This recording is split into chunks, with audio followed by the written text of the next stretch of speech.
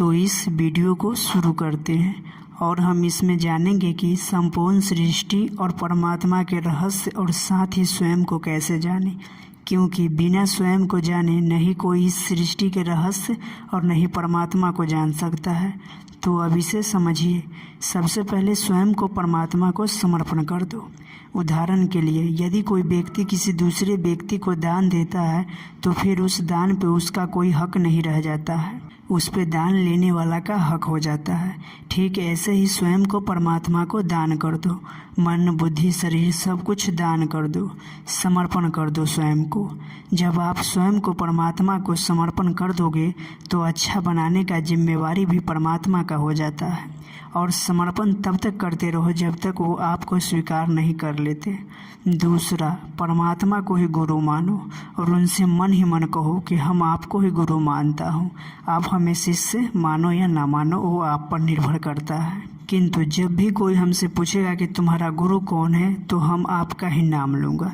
आप विचार करो कि लोग क्या सोचेंगे कि जिसका गुरु ऐसा है उसका शिष्य कैसा है। आपका ही नाम खराब हो जाएगा। प्रभु हमें शिष्य बना लो।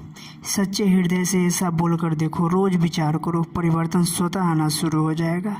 तीसरा, आप यह सोचो और विचार करो कि जब कोई नहीं था तो परमात्मा थे, और जब कोई नहीं रहेगा, सब कुछ मिट जाएगा तो भी परमात्मा रहेंगे। तो फिर मैं कौन हूँ, मेरा पहचान क्या है? आप यह विचार कीजिए। जब भी कोई चीज़ बनाया जाता है तो उसके लिए उसका सामान होता है, तब जाकर कोई भी चीज़ वस्तु का निर्माण होता है, अर्थात बनता है। कोई मकान बनता है तो उसके लिए ईंट, बालू, सीमेंट, पानी का ज़रूरत होता है, तब जाकर वह मकान बनता है। और जब कुछ नहीं था, सिर्फ परमात्मा थे, तो परमात्मा मानव को कैसे बनाया? यदि आकाश, वायु, पृथ्वी, जल, आग मिलकर शरीर का निर्माण हुआ है तो ये आकाश, जल, वायु, आग, पानी तो देवता है और ये सब देवता तो परमात्मा बने हुए हैं। भगवान कृष्ण जब अर्जुन को विकराल रूप दिखाए थे तो उसमें उन्होंने बताया था कि सब कुछ मैं ही हूँ और आत्मा तो अमर है, न काटने से कटता है और न ही डुबाने से जल में वो डूबता है और न ही आग से जलता है। ये आत्मा तो अविनाशी है और परमात्मा भी अविनाशी है। तो हम कौन हैं, मैं कौन हूँ? चौथा, आप बुद्धि के माध्यम से सत्य जानने लगेंगे, परंतु जब भी मन विचलित हो, गंदे विचार उत्पन्न हो, तो भी आप परमात्मा को याद करना ना छोड़ें। आप यह स्वयं सोचने लगेंगे कि इतना गंदे विचार तो हमें कभी आया ही नहीं।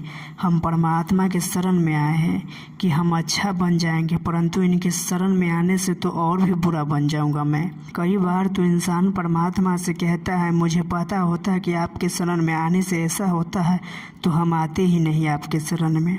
तो आप परमात्मा को याद करता रहे।